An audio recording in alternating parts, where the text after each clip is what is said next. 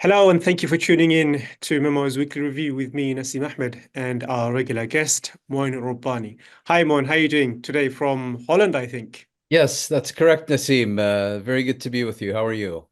I'm fine. Thank you so much. A lot has happened over the week, and we want to be covering all the key topics. We'll begin with a discussion from a tweet from your ex account, actually, Moin, where Gaza was described as a concentration camp from as early as the 1950s. So I want to, discuss that with you. Then we'll look at the ICC prosecutors pushing for arrest warrants and not to delay any further. So it's been months now since Karim Khan filed for arrest warrants against Israeli leaders. We're speaking about more revelations of Israeli hostages being killed by Israeli attacks, and Hamas and Palestinian Islamic Jihad issuing a warning of potential launch of suicide attacks in response to the genocide in Gaza. There's been further condemnation of Israeli settlers in the West Bank. The head of the Shin Bet security agency in Israel has described them as Jewish terrorists. So we want to discuss that in more detail and more analysis from the region regarding the ceasefire proposal and escalation in Lebanon as well. But of course, a lot has happened in Gaza. There's been unrelenting bombing this week. Another school sheltering Palestinians in central Gaza was again bombed. But we want to begin, as I said, Moin, with a description from a tweet from information you shared in a tweet. So Gaza Strip resembles a vast concentration camp shut off by the sea, the borders between Palestine and Sinai near Rafah. So this description is familiar to anyone who knows anything about Gaza. But the quote actually is from an excerpt from the memoirs of Lt Gen E.L.M. Burns.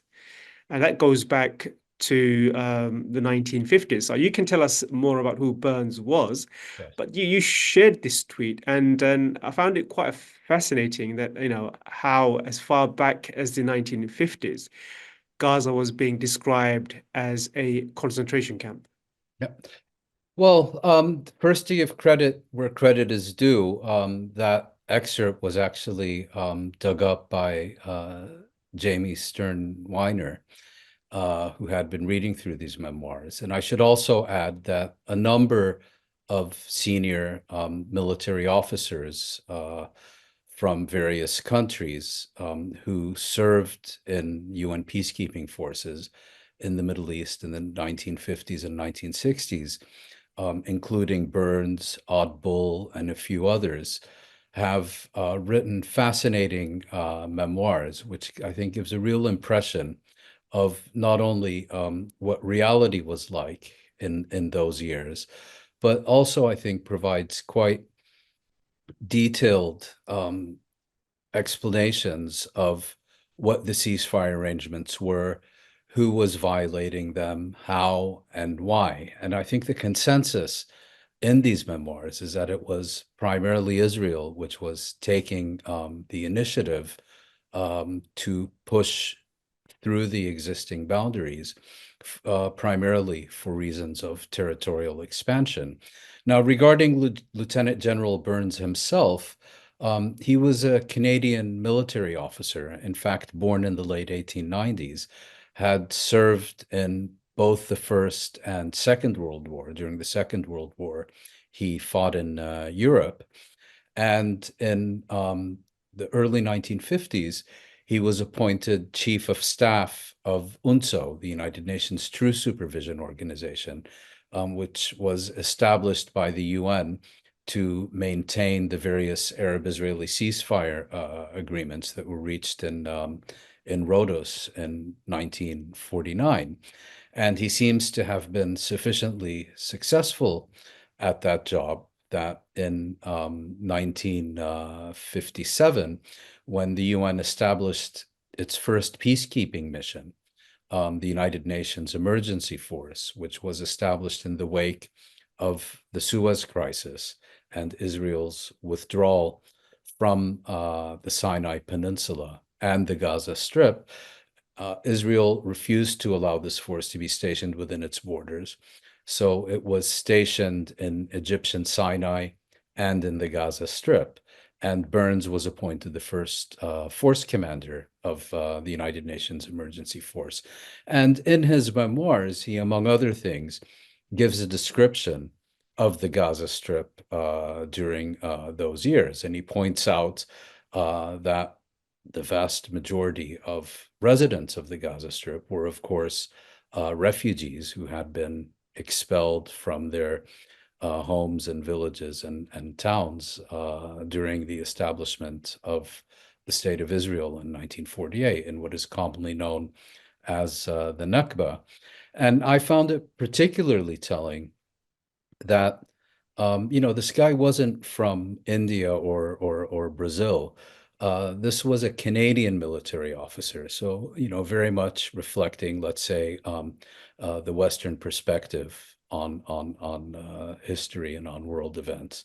And he had additionally served in Europe during the Second World War, so he was clearly choosing his words carefully.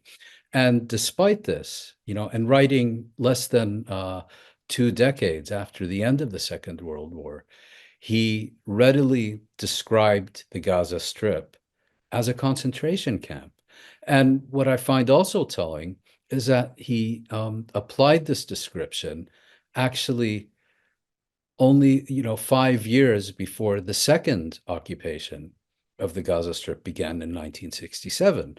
And what I think it reveals is, we have to remember the Gaza Strip as a territory exists only because of the Nakba and the after effects of the Nakba.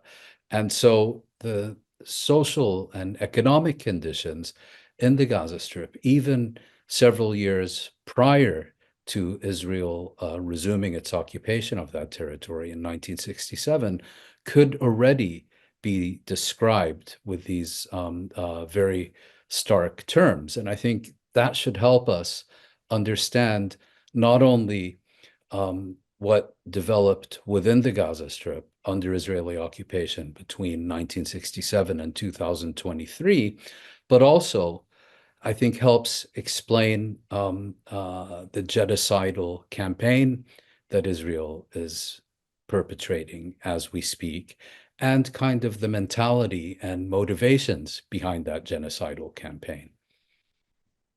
Yeah, I think it was important for us to start with that because again, it's a fresh insight which I wasn't aware of, and it's important to understand that, as Palestinians say, history didn't begin on October 7th, nor did it begin in 2005 when Israel unilaterally withdrew from Gaza, nor did it begin in 1967 when Israel began its second occupation of Gaza, but much earlier on, where European officials were describing Gaza as a concentration camp, and that's important for us to understand why the trajectory of Well, history. Canadian in this particular case. Yeah, sorry, Canadian, yes. I mean, yeah, why history has taken the course it has, and this gives a very good, fresh insight into that. And of course, as I mentioned, there's still a bombing of Gaza is relentless. There's no respite in the genocidal campaign that's going on. We've spoken about it at length here in this show. But I want to ask you about the recent developments in the ICC. We've not spoken about that for a while. And last week, actually Friday, the prosecutor, ICC prosecutor Karim Khan, submitted a 49-page brief asking the ICC to reject the objections and the delaying tactics of Israel and its allies and issue a response against Israeli leaders. So tell us a bit about this new intervention by Karim Khan. I think he seems quite frustrated, and there has been a lot of delaying tactics by the US, UK, and Germany and Israel's allies. So what's the latest on that? Well, I think it's important to point out, first of all, that this is really a mess of Karim Khan's own making. He has been exceptionally reluctant to deal with this file and to move forward with this file from the moment he took office in 2021.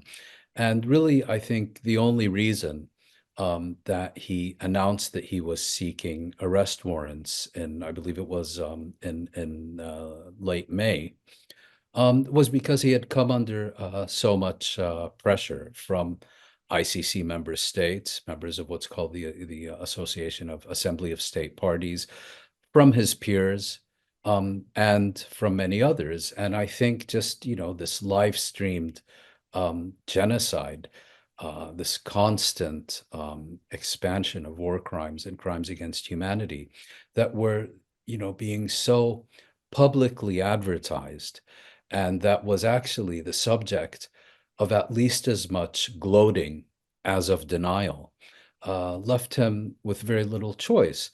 And when he announced that he was seeking arrest warrants, my understanding is that was a very unusual move.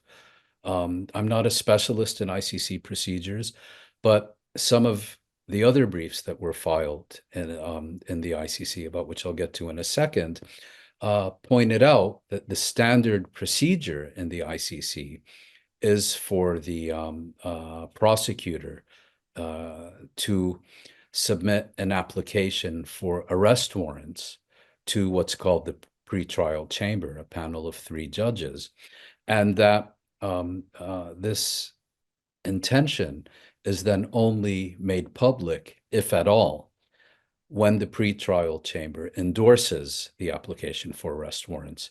What happened in this case, and it's apparently very unusual, is that Karim Khan publicly announced that he was seeking arrest warrants, and in doing so, before the pretrial chamber, the panel of 3 judges, was able to assess and rule on his application, you immediately got Israel's allies and flunkies and apologists beating a door to his office, saying that they want to object specifically on the issue of whether or not the court has jurisdiction in the occupied Palestinian territories, and more specifically, not so much whether the court has any jurisdiction, but also whether the court has jurisdiction over Israelis. This was a process initiated by the United Kingdom, and I believe it was given until July 6th to present its briefing. And then the UK government, the former UK government, led by Rishi Sunak, sought and obtained postponement, given that the UK was in the midst of elections. And then the court gave others who wanted to propose objections, or actually propose anything for and against, were given until August 12th to submit their briefs. And I think something between 60 or 70 briefs in total were presented to the court. And on that basis, the prosecutor was required to provide a response to all these briefs. So most importantly, more than anything related to the substance of all these filings, is that the can has been kicked down the road. A decision on the applications for arrest warrants have now been postponed for, at the very least, 3 months, if not longer. And this has given Israel and its allies the opportunity to try to generate either legal arguments or changes on the ground that would, or perhaps also, as we know has already been done, espionage and blackmail, to try to get the court to desist from issuing arrest warrants. And I'm sorry, I'll go into a little bit of boring detail, but the initial filing that, or the initial argument of the United Kingdom, was that in 1995, Israel and the PLO signed an agreement commonly known as the Oslo II Agreement.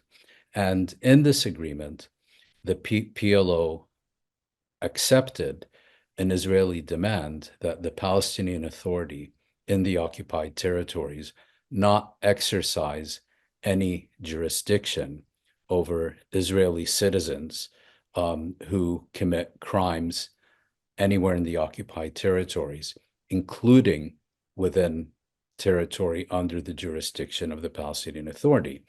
The British argument was that because the PLO had reached such an agreement with Israel, the ICC could not exercise jurisdiction of its own over Israelis who commit crimes in the occupied territory, and therefore could only pursue arrest warrants and indictments of Palestinians, but it had to give Israelis full and total impunity to do as they please. Then others came and filed their various objections, most importantly, Germany. And Germany essentially argued 2 points. The first is complementarity, and this refers to the ICC's procedures in which the ICC will only pursue a case against an individual accused of Rome Statute crimes if that individual's national judicial system either fails or refuses to investigate and, where required, indict that same individual for broadly similar crimes. And Germany was arguing that Israel has a robust legal system, and therefore complementarity would prevent the ICC from looking into Israeli war criminals. And secondly, the Germans were making an argument that perhaps reflects some of their own history, that war crimes and crimes against humanity should not be investigated until those war crimes have been successfully concluded. In other words, wait till Israel commits all the crimes on its agenda, and only once it's done, and you're only investigating things that have already happened, rather than also acting in a potentially preventive way, only then should the ICC begin looking at how come there are so many corpses. And then there were various other filings, which I won't get into because those were really the main arguments. Now, in his response, the prosecutor, and I suspect, it was a very well-written document, which leads me to suspect that the key role in producing it was probably played by people on his staff rather than Khan himself, who again has consistently used the ICC's process and procedure to postpone and delay this case. What this brief filed by the prosecutor argues is that, first of all, Oslo is irrelevant, that it's an already settled matter by the ICC in 2021, that Oslo is irrelevant to the ICC's jurisdiction. And interestingly, it now, in contrast to 2021, also relies on the recent International Court of Justice advisory opinion that declares the occupation illegal and unlawful and illegitimate. And in that context, it describes the Oslo Agreement, the Oslo Accords, not as a peace agreement, but, and I think I'm quoting verbatim, an agreement between the occupiers and a local authority about regulating the terms of occupation. And it makes various other legal arguments that relate either to the specific context of Israeli-Palestinian relations or more general principles of international law to really make short shrift of this argument that somehow the court cannot have jurisdiction, or that somehow there should be exemptions for certain classes of war criminals from the jurisdiction of the ICC, and points out how absurd it would be if occupiers can exercise and coerce those under occupation to basically plead with the ICC to give them impunity. So that was the first argument. As far as complementarity is concerned, the prosecutor's brief made very clear that there is no complementarity that's applicable in this case because there's no evidence that Israel is even considering an investigation of the named Israeli individuals, Prime Minister Netanyahu and Defense Minister Yoav Gallant, for the crimes that are enumerated in the warrants for arrest. And the briefing says, more importantly, the communication we've received from the Israelis, rather than saying that there's no need for the ICC to prosecute because the Israeli judiciary is doing so, categorically rejects the accusations that have been made against Netanyahu and Gallant. So clearly, there is absolutely no complementarity that is at stake here.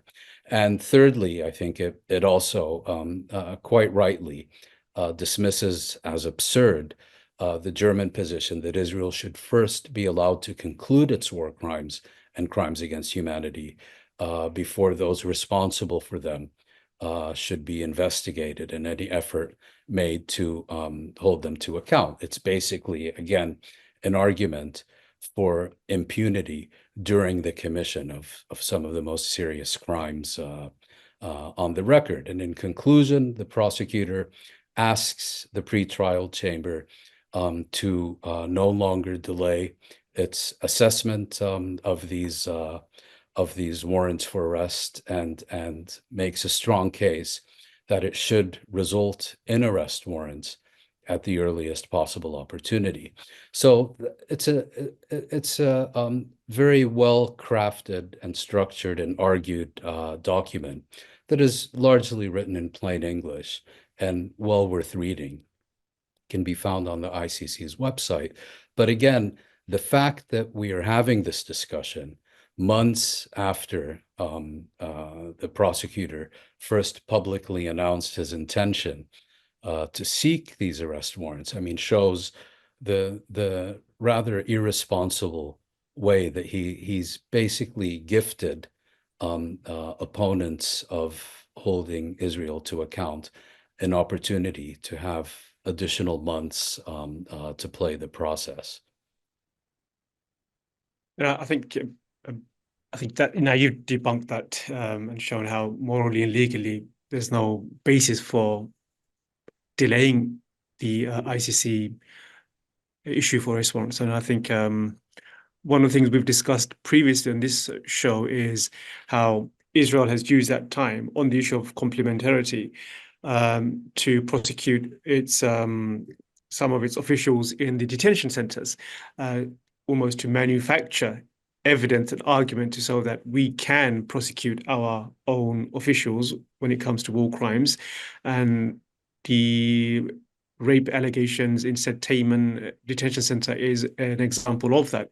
But you're suggesting, you know, those legal assessment or the arrest of the detained Israeli officials makes there's no relation with that to the ICC arrest warrants, because arrest warrants specifically named Benjamin Netanyahu and Yoav Gallant. So the complementarity issue does not really Not at all. No, correlate here. yes, and I think you're raising an important point because you and I are not the only ones who have suggested that the only reason we have seen these arrests of the gang rapists in the Israeli prison system and so on is in anticipation of eventual further ICC arrest warrants and putting in place the defense of complementarity before it gets to that stage. But there are two things that are important here. The first is you can't just launch an indefinite investigation that ends in a whitewash. And the prosecutor's filing refers to cases where there have been investigations seeking to use complementarity as a pretext to avoid arrest warrants. But the investigation was really a sham conducted for the sole purpose of establishing complementarity and was ultimately rejected.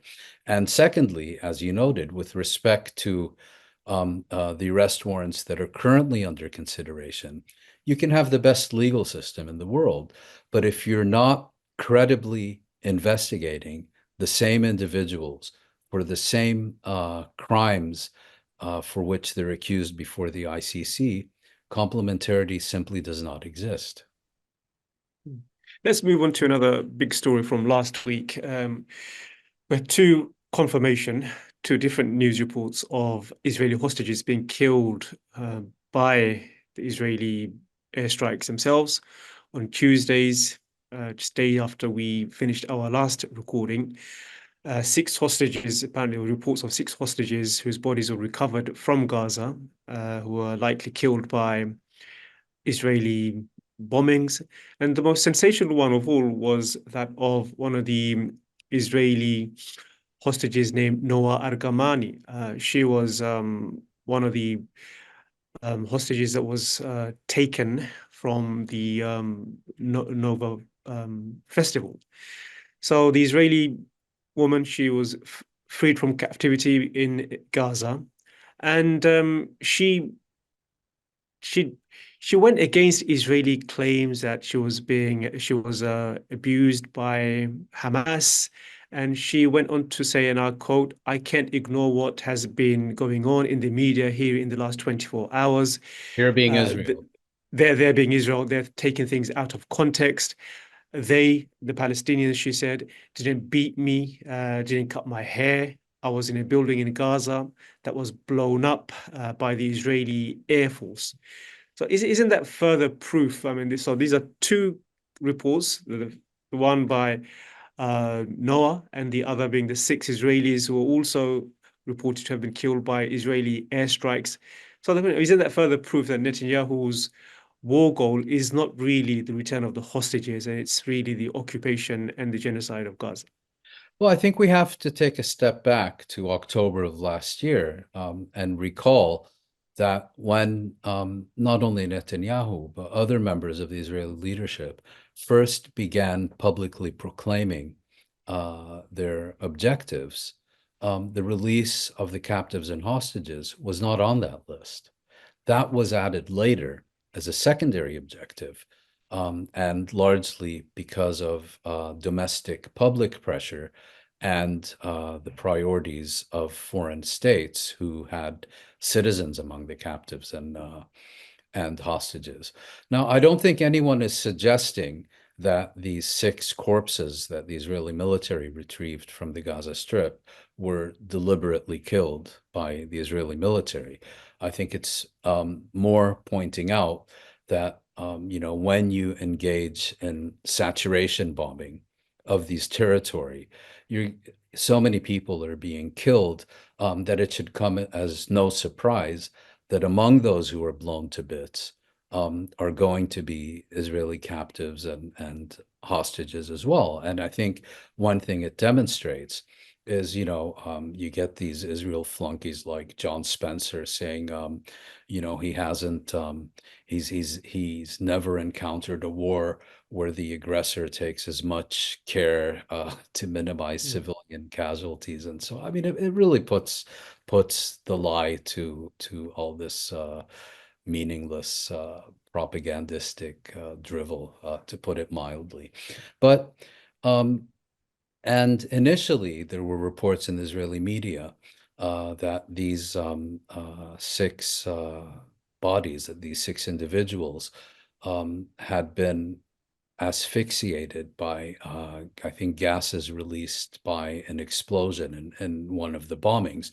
Of course, several days later, the Israelis began suggesting that that these corpses had bullet wounds, which makes absolutely no sense. I mean, if the reason that these Israelis were taken captive, taken hostage by the Palestinians, was to either force Israel into a prisoner exchange or as leverage against Israel in these ongoing negotiations, why would you then kill hostages who were going to be, excuse me for putting it so crudely, worth so much less dead than they are alive. I mean, unless there were extraordinary circumstances, the suggestion that they were killed doesn't make sense.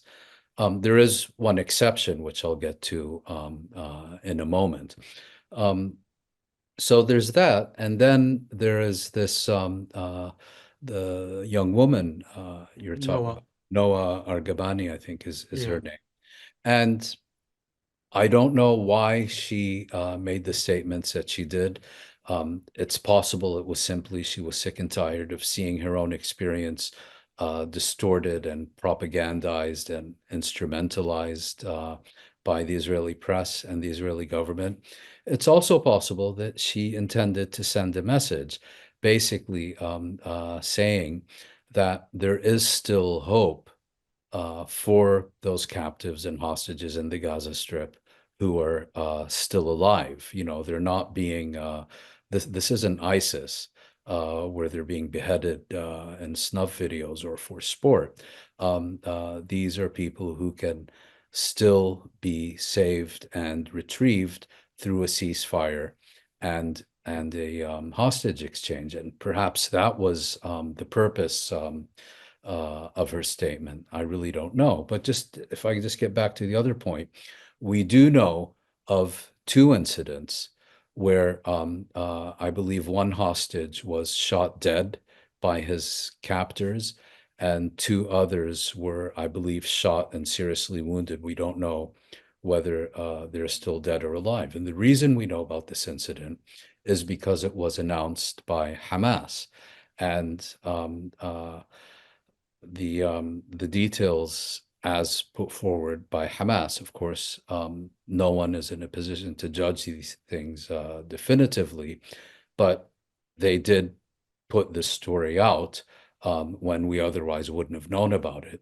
Was that one of the captors of these three individuals learned that their families had just been wiped out in an Israeli bombing, and against and in violation of their orders to guard these captives, decided to take revenge upon them. I should add, it's entirely plausible that that is what happened. It's also possible that this never happened and is being put out as a form of psychological warfare. Who knows? But what we do know is that the unprecedented intensity of the saturation bombing of virtually every square inch of the Gaza Strip, um, uh, and the constant efforts to avoid a ceasefire and a exchange of captives by the Israeli government is not only leading to the mass murder of Palestinians, but is also leading to growing numbers of dead among the Israeli captives and hostages in the Gaza Strip. Going back to Noah's statement, I mean, she's given a number of testimonies after being released, and just strikes me as odd that she would come out and say what she said if it wasn't really to send out a challenge to the Israeli government to say that, look, the people that are killing the hostages are your bombs, and if you really Yes. want to save the hostages, stop the bombing, because the only time hostages have been released is most of the hostages have been released through some kind of peace negotiation. That's the only way. And the purpose of taking hostages, of course, it's abhorrent, it's illegal. The purpose at the end of the day is to exchange them for Palestinian hostages. That's the game that's being played here. So it does strike me as odd, but it seems to be that is what she's doing. That I she's suspect you're pushing, right. Yes. challenging the Israeli. Let's go to another development which happened immediately after we finished our last conversation, which was the attack in Tel Aviv, the bombing in Tel Aviv last Tuesday, Sunday, I think, yeah, Sunday. And on Tuesday, following the bombing, Hamas and Palestinian Jihad said that they plan to return to what they call martyrdom attacks and what is in the West known as suicide bombings. So I mean, in the context of Palestine, we know that these attacks became a major weapon of resistance for Palestinians during the Second Intifada. But should this threat, I mean, looking at it from a political and strategic point of view, should this threat be taken seriously? And is Hamas considering such operation? Why is Hamas considering such operation 10 months into a genocide? If it really is to push back against the mass slaughter of Palestinians, as they have said, what is the purpose here, and should this threat be taken seriously? Well, as you said, and as I believe was also claimed at the time, it was a joint operation of Hamas and Islamic Jihad, if I'm not mistaken. And the announcement also said that it was the first attack of what had been adopted as a new policy, and there haven't been any further since then. Have there been no further suicide attacks since then because these organizations do not have the capacity to conduct them? Or was it perhaps an effort to force the Israeli security forces to devote very substantial resources that would be required to guard against such attacks, and then considering that mission accomplished?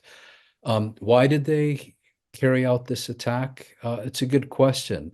My general sense is that it reflects weakness rather than strength in a context where Hamas and the other Palestinian movements in the initial months were able to regularly paralyze economic life and so on in Israel's major cities with missile attacks, and are doing now and are now able to do that increasingly rarely.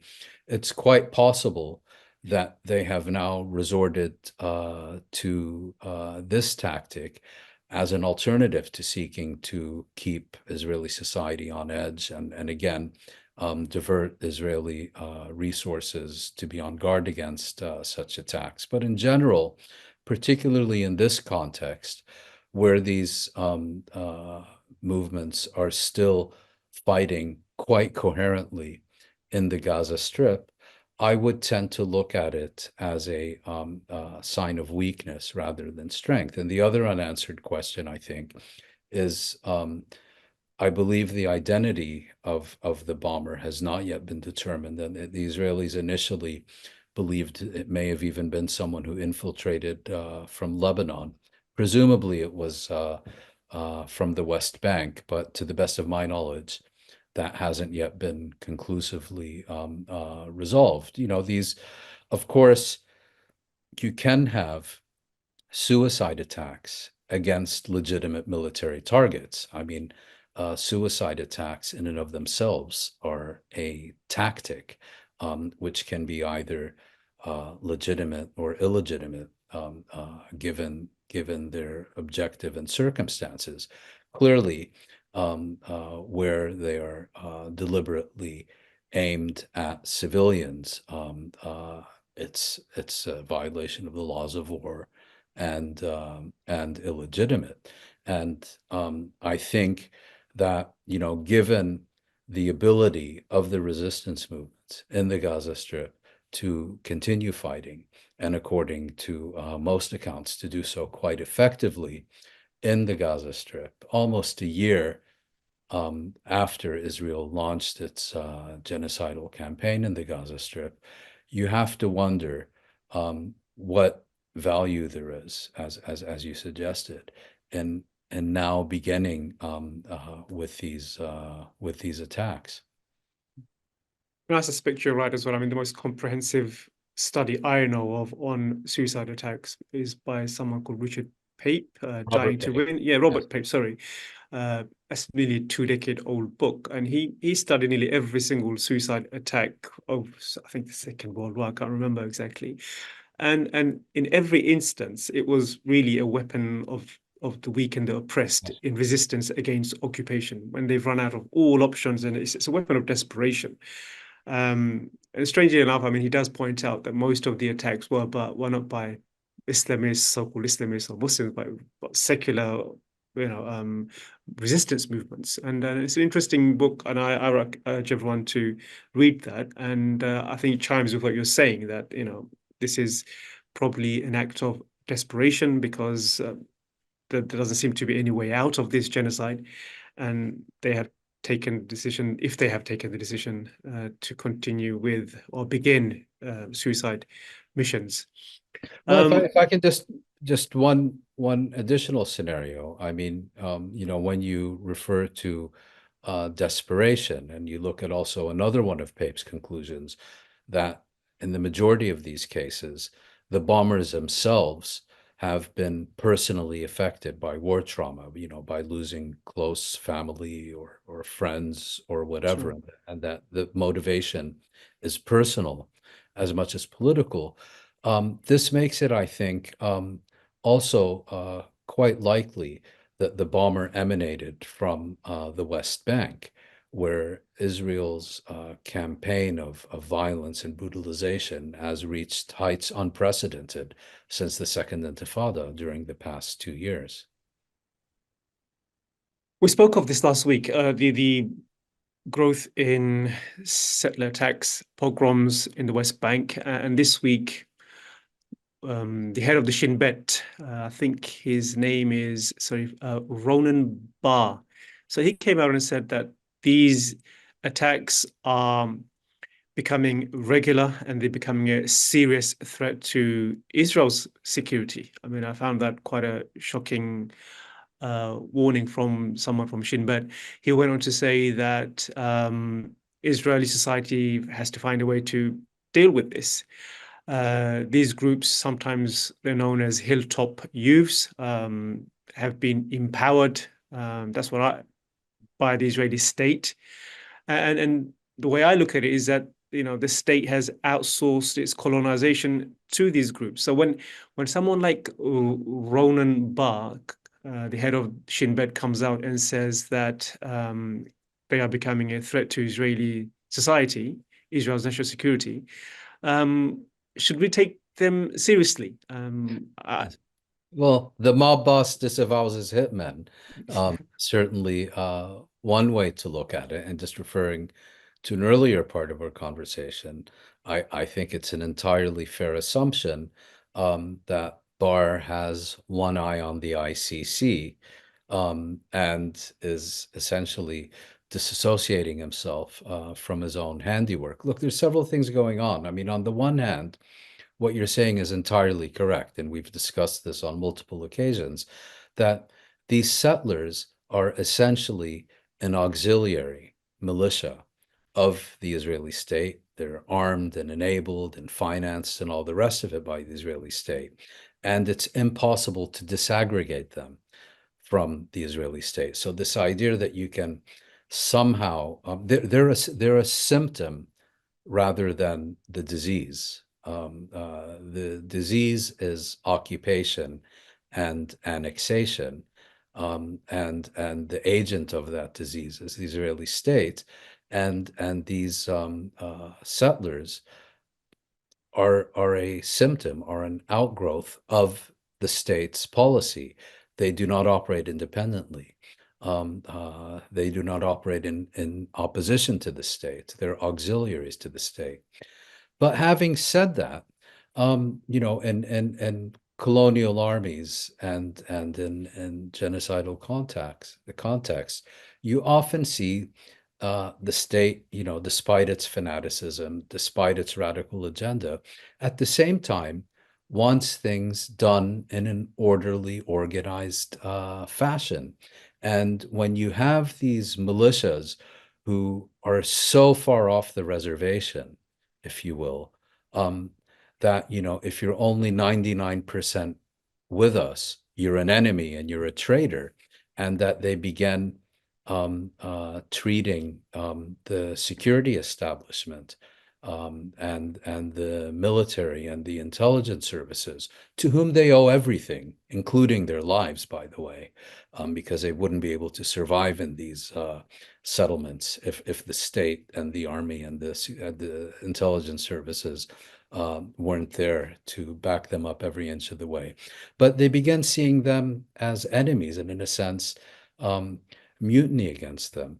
And the personification of this agenda is our Itamar Ben-Gvir and Bezalel Smotrich, the two neo-fascist ministers and now serving as senior officials of the Israeli government. And Jeffrey Aronson has written a very interesting analysis. I think it was already last September or October. In either case, it was before October 7th, about, Ben-Gvir is a convicted terrorist. Smotrich, I think, was refused for conscription because he was such a radical. And that these people's agenda, they essentially want to transform the state into a militia, if you will. They're more warlords than government leaders. That's kind of their model. And what we're seeing now in the West Bank kind of plays into that. These people want the army to serve under them rather than merely to accompany them on their pogroms and shoot anyone who gets in their way. It's always been the case. I mean, there was a tension between the religious hardcore Zionist settlers who felt that, the West Bank is way more important than the state of Israel, and there's a compromise, and the compromise largely resulted in the settlers, people like Ben-Gvir, recognizing that state is really a vehicle for them to expand and create greater Israel. If they didn't think that the state could become a vehicle for the full total domination of Palestine, I don't think they would have No had use that, for it. no use for it. So that's how they view the state. It's a vessel, a vehicle for the total subjugation of the Palestinians and the domination of Palestine. And you see that tension now being played out as we speak. Let's go to the ceasefire talks. What's the update on that? I mean, there's a lot of talk about the Philadelphia corridor and the Netzarim corridor, Yes. but focus specifically on the Philadelphia corridor. I mean, why is that so important? Some have commented that what Israel is doing now with its troops on the Philadelphia corridor is actually undermining the Camp David Accord with Egypt. And so what's the truth behind that as well? Well, so this gets back, as you mentioned, to the 1979 Egyptian-Israeli peace agreement.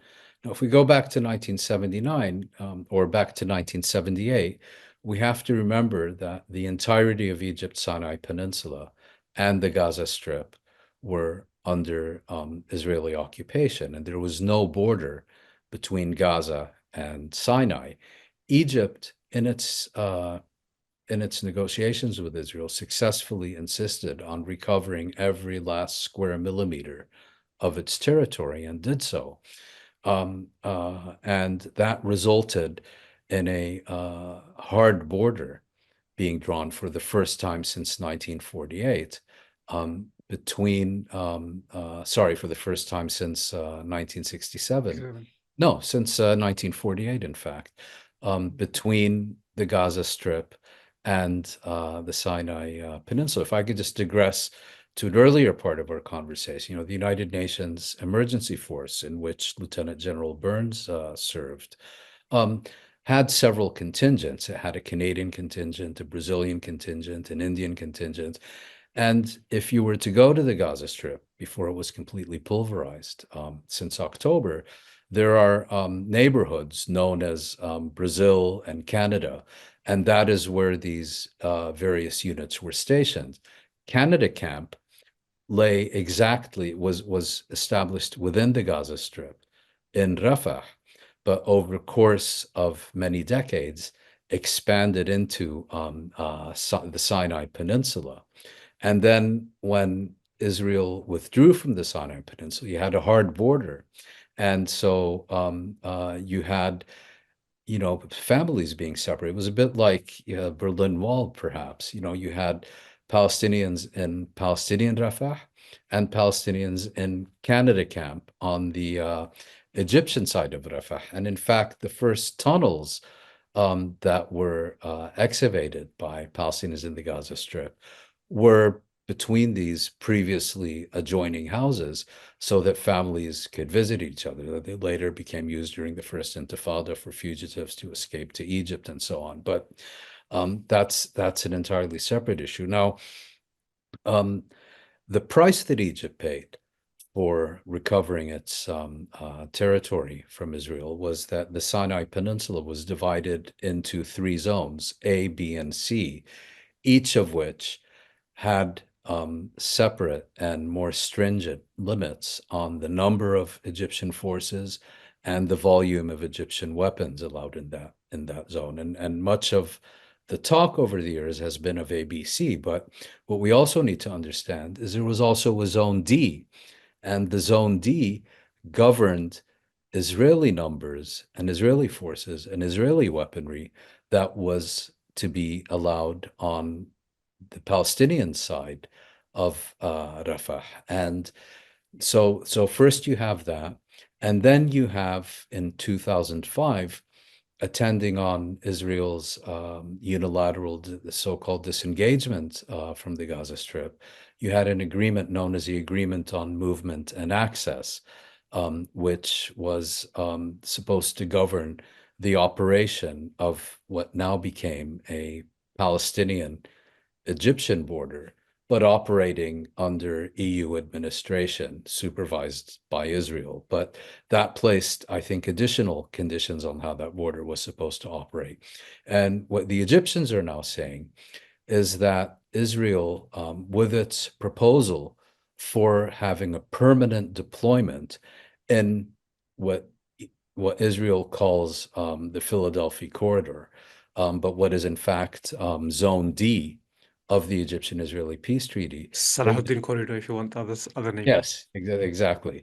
That it is a unilateral Israeli violation of the peace agreement conducted without any consultation with Egypt, whereas Egypt, when about a decade ago, it wanted to deploy additional forces in the Sinai Peninsula in order to counter the insurgency in the peninsula, sought and obtained the approval of Israel for amendments to its peace treaty. So it's quite clear, Israel going in basically saying, we're the boss, we're going to do whatever we want, and whoever doesn't like it can go to hell. And surprisingly, the Egyptians are not immediately standing for it.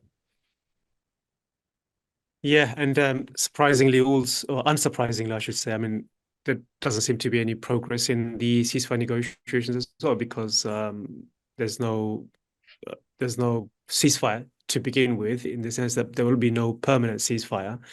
There's no free movement of survivors back to northern Gaza. And there's so many other conditions. What Hamas has basically said is that we did agree to a ceasefire, because the narrative is that Hamas is rejecting and Israel is accepting, but Hamas is saying, no, we accepted the ceasefire, the one Biden offered, but we are rejecting the current one, which is demanding more concessions, and is not really a ceasefire, because after a few weeks, Israel can continue with the genocide. So that doesn't seem to be a ceasefire at all. No, and then the purpose is to keep the process going. And so, we discussed, like the peace process, like we yes, discussed earlier. exactly. We just discussed one issue, the Palestinian-Egyptian border zone, but then elsewhere, the Israel makes demands, and of course, you can't present these as a new initiative because it just wouldn't fly. So then the U.S. incorporates these demands into its own ceasefire initiative as clarifications, even though they're entirely new. And again, it keeps the process going for another few weeks, for another few months, and then it's mission accomplished. The process is mission accomplished, and it's mission accomplished by not achieving a ceasefire agreement. Let's wrap up with, I just want to get your thoughts before we wrap up on the escalation in Lebanon. So the exchange of fire was the biggest since 2006. Washington has deployed additional warships and fighter aircraft into the region. However, according to initial estimates, the Hezbollah launched hundreds of rocket attacks. The Israelis launched an attack with 100 jets, but there hasn't been much damage or civilian deaths. So, in terms of what is the impression that both sides are trying to give here? I just want to get your thoughts on that before we wrap up. Well, so we're dealing with two competing narratives. According to the Israeli narrative, on Sunday early morning, their intelligence services got wind of an imminent, massive Hezbollah attack on Israel that was going to consist of anywhere from 1,000 to 6,000 missiles that were supposed to saturate northern and central Israel. It deployed 100 Air Force planes and managed to basically wipe out all but 300 of these missiles that were subsequently fired, and managed to do no more, I think, than kill one chicken and injure another. Hezbollah's version of events is very different, and it relates a bit to the subject we just discussed.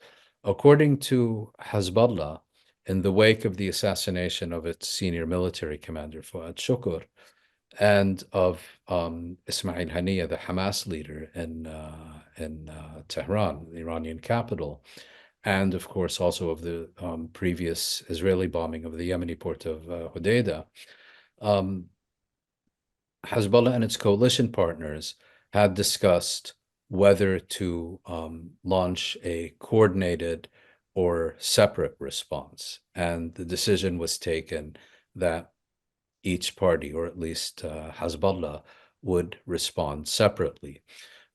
Secondly, Hezbollah made a decision that it was going to hit a military rather than civilian target, that the target had to be a significant one, and that it had to be well beyond the current area of Israeli-Lebanese hostilities, and specifically it had to be in or in the vicinity of Tel Aviv.